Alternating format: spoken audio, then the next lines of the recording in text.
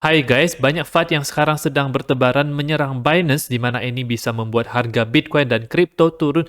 Kita akan lihat apa saja FUD-FUD tersebut dan ada juga soal berita lain, skenario yang sama dengan skenario yang saya berikan, dan technical analysis Bitcoin, Ethereum, dan juga BNB. Nama saya Kalbi dan saya menyajikan informasi seputar fundamental, technical, dan on-chain analysis.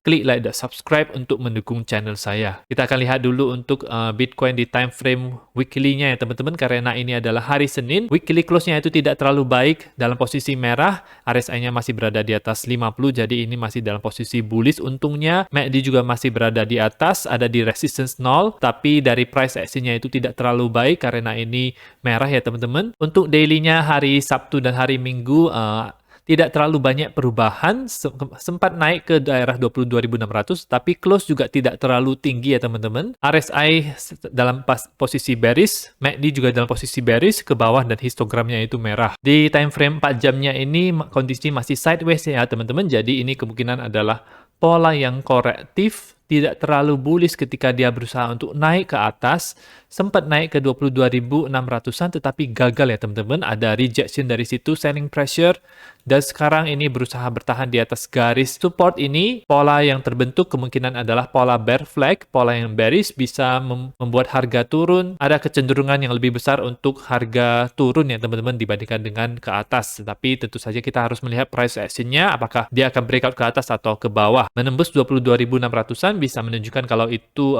cukup bullish, tetapi kalau breakdown daripada garis support warna merah ini maka akan ke daerah selanjutnya di daerah kotak warna hijau ini. Untuk RSI-nya itu masih di bawah 50 dan MACD-nya cross ke atas bullish, tetapi dari price action tidak terlalu kelihatan, ada rejection lagi di ketika dia berusaha untuk naik sampai ke 78,6 Fibonacci retracement-nya, tetapi rejected dari sana dan menyentuh daerah support lagi di sini 22.200-an. Saya masih dalam posisi bearish untuk Bitcoin ya teman-teman. Sekarang kita akan lihat untuk Ethereum. Ethereum time frame daily-nya ini RSI di bawah 50, MACD juga masih berada dalam posisi mengarah ke bawah dengan histogram yang merah, jadi dari indikator ini bearish. Untuk time frame weekly-nya, kalau misalnya Ethereum mengikuti skenario Bitcoin yang saya sajikan di mana ada kemungkinan inverted head and shoulders itu terbentuk untuk Bitcoin, maka Ethereum itu bisa ke daerah kotak warna hijau ini di daerah 1200-an sampai 1400-an. Itu adalah daerah yang cocok untuk membeli Ethereum secara jangka panjang ya teman-teman. Sekaligus ada juga garis support yang cukup kuat ini, yaitu garis support yang warna merah, itu di sekitar 1250-an. Di XY sendiri dalam beberapa hari terakhir ini, seminggu terakhir, kenaikannya itu cukup lumayan, bisa naik, tetapi ada resistance di 105,6.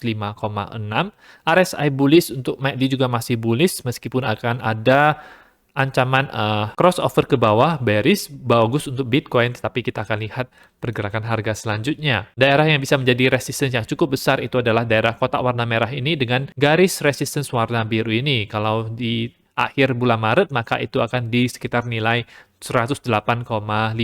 Dan ini ada beberapa berita yang menurut kita perlu ketahui agar kita lebih waspada dan siap-siap untuk membelinya ketika harga itu terjun ke bawah. Dan berita-berita semacam ini itu bisa membuat harga itu turun karena sentimen pasar itu sedang bearish. Michael Saylor itu gagal untuk mendapatkan kesempatan, lawsuit-nya itu di-cancel karena diduga dia tidak membayar pajak penghasilan ya teman-teman. Jadi dia mau cancel hal tersebut tetapi gagal untuk melakukannya. Jadi ini bisa memberikan FUD karena Michael Saylor sendiri punya perusahaan MicroStrategy, membeli banyak sekali Bitcoin dan Bitcoin-nya juga dibeli dengan hutang ya teman-teman. Jadi ini bisa memberikan FUD kepada pasar kripto. Binance dalam posisi yang tidak mengenakan, di mana beberapa hari lalu CZ sendiri dia menunjukkan foto dia bikin angka 4, itu artinya FUD ya teman-teman. Banyak FUD yang sekarang sedang menyerang Binance. Ada 3 senat Amerika Serikat yang menaruh Binance itu di dalam mikroskop, itu maksudnya mau diperiksa dengan detail untuk menentukan apakah bisnis model mereka dan apa yang mereka lakukan itu legit atau tidak, atau legal atau ilegal ya teman-teman. Apakah Binance bisa bertahan akan hal-hal ini ya teman-teman. Senat Amerika Serikat tersebut juga mau melihat laporan keuangannya itu. Di saat-saat yang bersamaan juga ada FUD yang beredar di WeChat di China ya teman-teman, di mana seseorang itu melakukan Photoshop terhadap hal ini dan ini tersebar dengan sangat cepat, dikatakan kalau dia ditembak oleh FBI. Padahal sebenarnya tim daripada CZ Binance ini bekerja dengan dekat dengan FBI. Apa yang sebenarnya mereka kerjakan kalau mereka bekerja sama dengan FBI itu biasanya untuk mengurusi kriminal-kriminal yang terjadi. Binance itu merupakan exchange yang paling liquid, jadi bisa merupakan pilihan utama para hacker untuk meng-cash out uang-uang mereka itu di Binance ya. Jadi mereka bisa menjual kripto mereka dengan sangat cepat jadi stablecoin, jadi atau fiat mungkin, kemudian jadi dikirimkan ke rekening bank mereka sendiri dan tentu saja karena mereka adalah centralized finance, mereka harus ada semacam regulasi agar tidak terlalu bebas ya teman-teman, 100% bebas, sehingga hacker-hacker atau orang-orang yang tidak bertanggung jawab itu bisa ditahan, di-freeze uang-uangnya yang ada di sana, dan tentu saja dengan kerjasama dengan FBI bisa mengatasi masalah-masalah tersebut. Jadi kenapa kerja dengan FBI? Ya untuk memberantas kriminalitas kripto tersebut ya teman-teman. Dan dia sendiri tulis 4 FAT yang menyerang Binance. Dari ini, Dirty Bubble Media ini adalah akun yang menyebarkan FAT sebenarnya dan kebobrokan perusahaan-perusahaan yang ada di kripto. Menurut dia, Binance US ini adalah exchange yang palsu, kata Wall Street Journal. Mereka ingin membuat Binance US ini independen, tidak terkait dengan Binance Global yang biasa kita gunakan tersebut. Tetapi pada kenyataannya, kalau yang dia tulis ini, banyak sekali keterkaitan antara Binance dan Binance US. Dari staff-staff yang tercampur, finance-nya juga tercampur, menurut interview dan pesan dan dokumen yang direview oleh jurnal. Developer Binance di China itu memaintain software yang mensupport Binance.us, wallet digital kepunyaan pengguna yang ada di Binance.us, berpotensi memberikan Binance itu akses ke data-data orang-orang Amerika yang menjadi customer Binance.us tersebut ya teman-teman.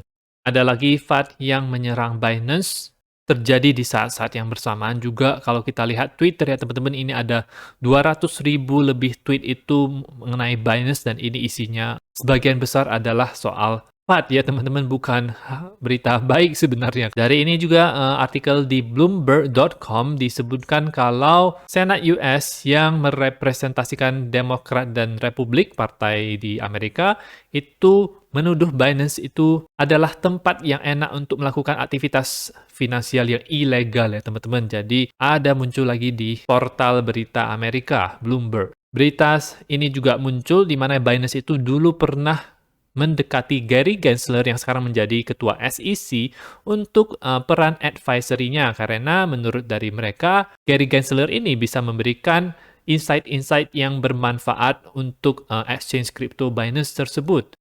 Ada juga FAT yang lain tetapi ini tertuju kepada visi A16Z ini yang merupakan salah satu venture kapitalis gede yang membeli koin-koin kripto dan ada wallet Ethereum-nya juga yang bisa kita lihat itu dimana kalau menurut dari dia kalau yang tertulis di sini itu perusahaan-perusahaan itu menaruh uang atau USDC itu di Fidelity atau Goldman ya teman-teman. Ini adalah bank di Amerika.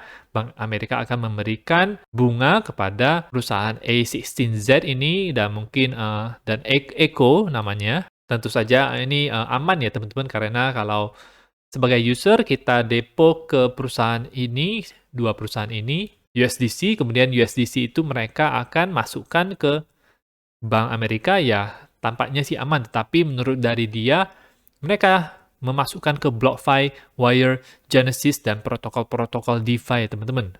Untuk BlockFi, Wire, dan Genesis ini tampaknya adalah centralized finance, ini adalah yang berbahayanya, di mana mereka memberikan return atau bunga yang lebih besar dibandingkan dengan DeFi yang ada. Jadi ada potensi bahwa mereka menaruhnya juga di sini. Kalau di DeFi sendiri seperti di AV itu saya tidak permasalahkan.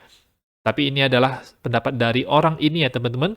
Tidak tahu apakah benar atau tidak. Kalau misalnya benar, maka ini akan bahaya sekali untuk venture kapitalis tersebut. Nah, jadi dari semua berita-berita FUD tersebut yang ada di video ini, itu tujuannya adalah untuk memberitahu teman-teman kalau ada yang seperti itu dan ada potensi dump itu untuk terjadi. Apakah teman-teman prefer FUD-FUD tersebut itu tidak ada? Lagi pula FUD-FUD tersebut sudah tersebar ke berbagai orang. Jadi menurut saya teman-teman juga perlu tahu. Biasanya Maret adalah bulan yang bearish juga untuk saham dan kripto ya teman-teman. Pas sekali dengan FUD-FUD yang bertebaran sekarang ini. Kondisi Bitcoin juga rejected daripada resistance yang kuat, 25.000 ada banyak sekali garis MA, EMA yang ada di sana. Altcoin juga naik lumayan dari awal bulan Januari sampai ke Februari ya teman-teman. Jadi sangat wajar sekali kalau koreksi itu akan terjadi. Sekarang kita akan melihat BNB, di mana BNB itu membuat yang namanya lower low dan lower high. Jadi ketika dia membentuk pergerakan harga yang lebih tinggi yang di sini, lower low terhadap harga di daerah ini, kemudian dia juga membuat yang namanya lower high yang ada di sini ya teman-teman. Tidak bisa lebih tinggi dibandingkan dengan $400 yang ada di sini. Jadi ada kemungkinan dia akan bisa meretest di daerah ini teman-teman ketika harga Bitcoin dan kripto lainnya juga turun. Harga itu sekitar $240. Kalau ada FUD besar ya teman-teman, kalau ada FUD besar tiba-tiba, apakah itu menyangkut Binance atau perusahaan lain yang tiba-tiba bangkrut, centralized finance misalnya, maka target itu adalah bisa ke 220 yaitu di garis support yang ada di sini, kemudian 183 yaitu di batas atas daripada kotak warna merah ini dan 127 di batas bawah daripada kotak merah ini atau daerah-daerah ini, kita katakanlah daerah-daerah ini. Kotak merah ini pas dengan Fibonacci retracement 78,6 yang saya tarik dari sekitar sini dan swing high-nya yang ada di sini. Jadi 78,6 itu adalah biasanya bounce bisa terjadi dengan kuat ya teman-teman. Entry sangat cocok untuk jangka panjang dan bisa membentuk bull run yang baru. Jadi saya bearish untuk jangka pendek tetapi bullish untuk jangka panjang. Dan dari Ted Dev sendiri ada dua skenario yang dia lihat dari sekarang ya teman-teman, di mana menurut dia ada skenario yang lebih bullish dan skenario yang bearish. Skenario yang bearish itu bagaimana? Itu kalau misalnya Bitcoin gagal untuk bertahan di atas 21.400 dan terjun lebih bawah daripada yang ada di sini, itu maka menurut dari Ted Dev dia bisa ke daerah 17.000 belasan ribu Pak. Seperti di daerah sini ya teman-teman, 18.000, 17.000 di daerah situ. Dan membentuk yang namanya pola inverted head and shoulders, karena tentu saja Bitcoin pasti akan mencapai all-time high-nya lagi. Bitcoin adalah teknologi yang banyak diadopsi oleh orang-orang, hash rate-nya naik terus, jadi tidak mungkin dia akan turun selamanya, pasti akan ada masa-masanya dia untuk naik juga. Jadi dari Ted Dev sendiri juga melihat adanya potensi inverted head and shoulders ini untuk terjadi ya teman-teman. Pastikan teman-teman memiliki posisi untuk di Bitcoin dan altcoin yang bagus ya teman-teman.